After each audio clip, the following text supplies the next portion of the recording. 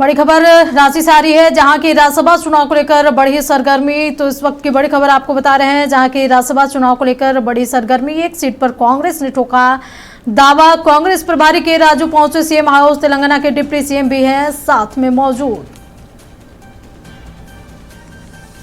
तो बता दें कि राज्यसभा चुनाव को लेकर सरगर्मी बढ़ गई है। एक सीट पर कांग्रेस ने दावा किया है। कांग्रेस प्रभारी के राजू पहुंचे सीएम हाउस। तेलंगाना के डिप्टी सीएम भी हैं साथ में मौजूद।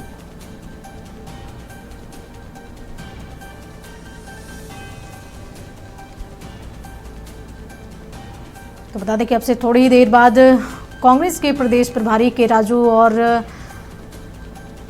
तेलंगाना के डिप्टी सीएम हेमंत सोरेन से मुलाकात करेंगे। राज्यसभा सीट को लेकर के ये चर्चा काफी अहम मानी जा रही है और साथ ही बताया जा रहा है कि कई अन्य मुद्दों पर भी बातचीत हो सकती है।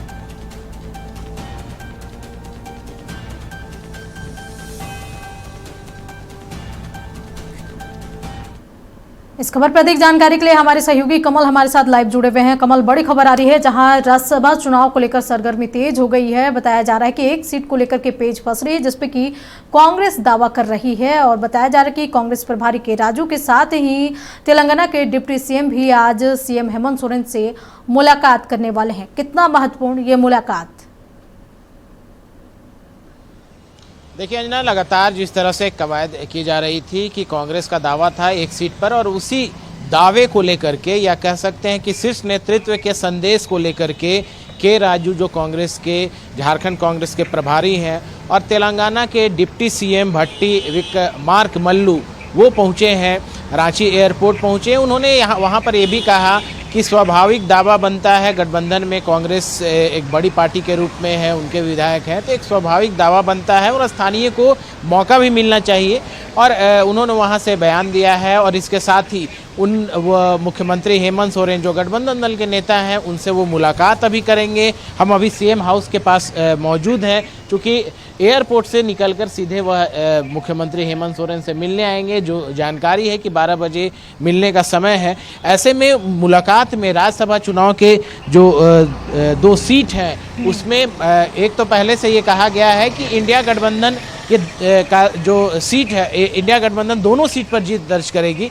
ऐसे में अब चूंकि कांग्रेस भी गठबंधन में है और ऐसे में कांग्रेस का कांग्रेस की इच्छा कहें या दावा है कि एक सीट पर कांग्रेस के कैंडिडेट होने चाहिए, तो कहीं ना कहीं इसको लेकर के मुख्यमंत्री से तमाम बातों पर चर्चा होगी। जो के राजू और तेलंगाना डिप्टी सीएम विक्रमार्क मल्लू हैं वो अपनी बातों को रखेंगे, चूंकि शीर्ष नेतृत्व से जो बातें हुई होंगी, जो संदेश होगा वो लेकर के यहाँ पहुँचे हैं वो लोग।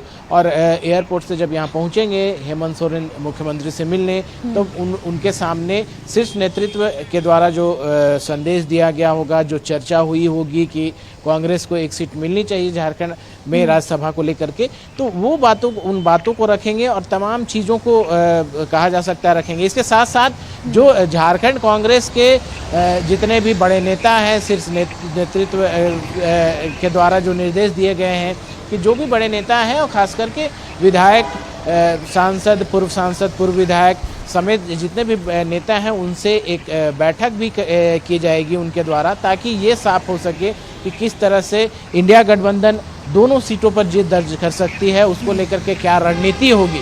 फिलहाल मुख्यमंत्री से जब वो मिलेंगे तो अपनी बातों को रखेंगे और जो इंडिया गठबंधन के दोनों सीटों पर जीत दर्ज करने के लिए जो रणनीति होगी उस पर चर्चा होगी। एक अहम बात ये भी है अंजना, जिस तरह से सत्ताधारी दलों का साफ तौर पे दावा था कि अगर भारतीय जनता पार्टी जो विपक्ष में है अगर वो किसी कैंडिडेट को उतारती है तो हॉर्स ट्रेडिंग हो सकती है।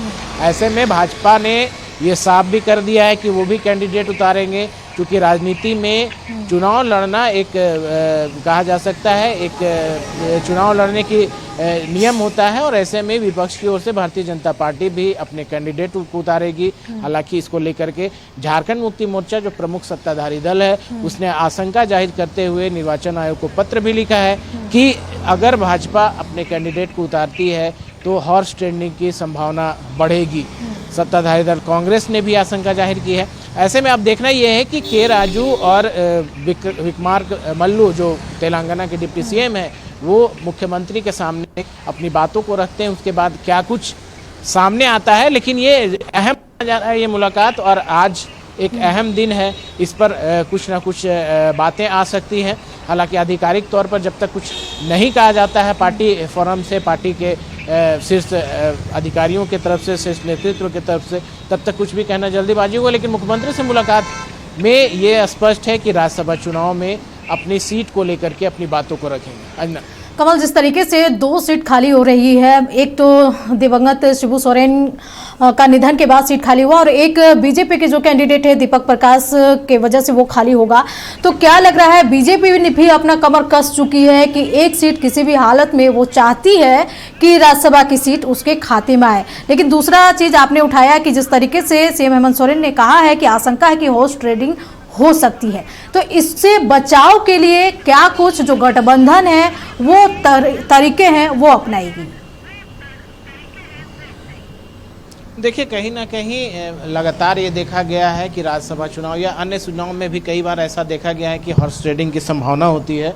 ऐसे में संभावनाओं से इनकार नहीं किया जा सकता, लेकिन भारतीय जनता पार्टी भी अपने एक कैंडिडेट को जीत दर्ज कराने का प्रयास करेगी। अपने कैंडिडेट को उतार कर किसी तरह जो सीट का जो आंकड़ा है उसको पूरा करने का प्रयास करेगी कहीं ना कहीं।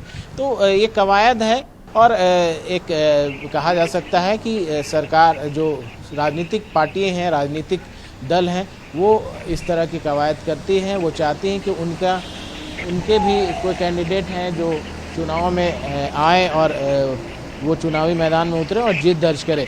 अब आंकड़ों का यहाँ पर खेल होना है, कई तरह की संभावनाएं हैं, कई कैंडिडेट्स के नाम भी सामने आ रहे हैं। हालांकि अब तक तय नहीं हुआ है, क्योंकि आधिकारिक तौर पर कोई घोषणा नहीं हुई है। जब तक आधिकारिक तौर पर घोषणा नहीं होती तब तक कुछ भी कहना कह सकते हैं जल्दीबाजी होगी। लेकिन जिस तरह से लगातार ये माना जा रहा है कि इंडिया गठबंधन के पास जो है आंकड़े हैं दोनों सीटों को निकालने को लेकर के, और यही वजह है कि इंडिया गठबंधन अस्वस्थ है कि दोनों सीटों पर जीत दर्ज करेगी। अब देखना ये है कि भारतीय जनता पार्टी की ओर से किस कैंडिडेट को सामने लाया जाता है, और अगर ऐसा कैंडिडेट भी हो सकता है जिसको विपक्ष भी समर्थन दे दे या फिर क्रॉस वोटिंग कर दे। तो इन तमाम चीज़ों को लेकर के कयास लगाए जा सकते हैं। फिलहाल जो स्थिति है वो देखनी होगी कि कांग्रेस की तरफ से जो मुख्यमंत्री के पास अपनी बातों को रखा जाएगा उसमें क्या कुछ तय होता है, और आगे किस तरह से इस चुनावी मैदान में कौन लोग उतरते हैं। कांग्रेस की तरफ से भी कई लोग हैं जो चेहरा हो सकते हैं। फिलहाल अभी तक आधिकारिक तौर पर कुछ बयान अभी नहीं आया है। कमल, लेकिन देखा गया है कि इससे पहले भी कांग्रेस नेता धीरज साहू भी सीएम से मुलाकात की है और बताया जा रहा था राज्यसभा सीट को लेकर के ही ये मुलाकात काफ़ी अहम मानी जा रही थी, तो वहाँ बात नहीं बनी, जिसको लेकर के आज के राजू और तेलंगाना के डिप्टी सीएम पहुँच रहे हैं। देखिए, अक्सर देखा गया, इससे पहले भी जब असम चुनाव था, असम विधानसभा चुनाव के दौरान भी जो वहाँ के प्रभारी थे उन्होंने मुख्यमंत्री हेमंत सोरेन से आकर मुलाकात की थी चुनाव के दौरान। और अभी राज्यसभा चुनाव है तो कई लोग हैं ऐसे जो अपना दावा पेश कर सकते हैं। कांग्रेस में कई ऐसे बड़े लीडर्स हैं जो चाहते हैं राज्यसभा जाना, और वो उस लिहाज से फिट भी बैठते हैं। लेकिन जब तक शीर्ष नेतृत्व की तरफ से कुछ नहीं कहा जाता, वो तय नहीं किया जाता, तब तक ये नहीं कहा जा सकता। हालांकि सभी अपने अपने दावे के तहत मुख्यमंत्री से मुलाकात करते हैं या शीर्ष नेतृत्व से मुलाकात करते हैं, लेकिन शीर्ष नेतृत्व इस पर अंतिम फैसला लेगा, नामों को लिस्ट जाएगी। पहले अगर यहाँ तय हो जाता है मुख्यमंत्री हेमंत सोरेन के पास कि एक सीट कांग्रेस को दी जा सकती है, तब आगे इसकी कवायद तेज होगी और उसके बाद शीर्ष नेतृत्व के पास नाम जाएंगे और उसमें तय होगा कि कौन इस चुनाव में, इस चुनावी मैदान में उतर सकता है। फिलहाल जब सहमति बनेगी, गठबंधन दल के साथ जब बैठक होगी, मुख्यमंत्री से जब बैठक होगी, अपनी बातों को रखेंगे कांग्रेस के लीडर्स, उसके बाद अगर तय होता है कि कांग्रेस को सीट दी जा सकती, तब आगे की बातें तय होंगी। कमल, एक सवाल ये भी उठता है कि जिस तरीके से देखा गया था बिहार में विधानसभा चुनाव हो रहा था, लेकिन जेएमएम चाहती थी कि जो जो आदिवासी सीट है उस पर बिहार में वो चुनाव लड़े और उसे भी गठबंधन का हिस्सा बनाया जाए वहां और सीट मिले। बंगाल में भी देखा गया कि टीएमसी तो प्रचार के लिए जेएमएम को बुलाती है, लेकिन जो गठबंधन कांग्रेस है वहां जेएमएम को पूछती तक नहीं है। तो क्या लग रहा है उसका भी असर राज्यसभा चुनाव की जो एक सीट पर पेच फंस रहा है उस पर देखने को मिलेगा? नहीं अंजना, इसमें जो अब तक जो बातें हुई हैं, बातें छनकर जो आई हैं, उसमें उन जो चुनाव जो है बिहार हो या बंगाल हो या आसाम हो, उन चुनावों का कोई खास असर नहीं हो सकता, क्योंकि अलग अलग राज्यों में अलग तरीके से चुनावी मैदान में उतरते हैं। गठबंधन अलग तरीके से होता है, क्योंकि झारखंड में गठबंधन में सरकार है और एक दूसरे के समर्थन पर ही सरकार टिकी है अब तक। तो ऐसे में ये कहना अभी गलत हो जाएगा कि इसका असर राज्यसभा चुनाव पर हो, लेकिन ये है कि ज़रूर है कि जिस तरह से आंकड़े हैं उस आधार पर कांग्रेस को एक सीट मिलनी चाहिए। कांग्रेस के प्रदेश अध्यक्ष ने भी ये दावा किया था कि एक सीट कांग्रेस को मिलनी चाहिए। के राजू प्रभारी ने भी कहा है कि स्वाभाविक रूप से दावा बनता है।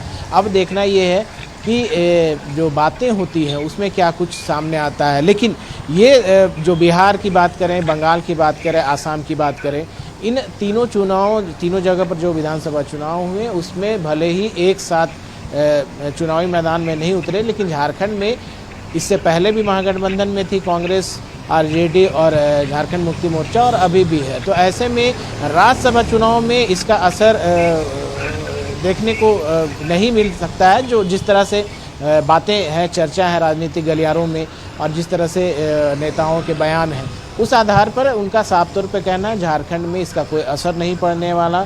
झारखंड में गठबंधन मजबूत है और गठबंधन के तहत ही जो विधानसभा चुनाव है वो लड़े गए हैं। बड़े भाई की भूमिका में लोकसभा चुनाव में कांग्रेस रहती है, जबकि बड़े भाई की विधानसभा में बड़े भाई की भूमिका में झारखंड मुक्ति मोर्चा रहती है। तो कहीं ना कहीं गठबंधन यहाँ पर अभी पूरी तरह से मजबूत है, और इसमें जो इन 3 विधानसभा चुनावों की बात करें तो इसका कोई असर नहीं पड़ना है। चलिए कमल, नजर बनाए रखें। तमाम जानकारी के लिए आपका बहुत बहुत शुक्रिया। तो बता दें कि राज्यसभा चुनाव को लेकर सरगर्मी बढ़ गई है। एक सीट पर कांग्रेस ने दावा ठोका है। कांग्रेस प्रभारी के राजू और तेलंगाना के डिप्टी सीएम अब से कुछ ही देर बाद सीएम हेमंत सोरेन से उनके आवास पर मुलाकात करेंगे।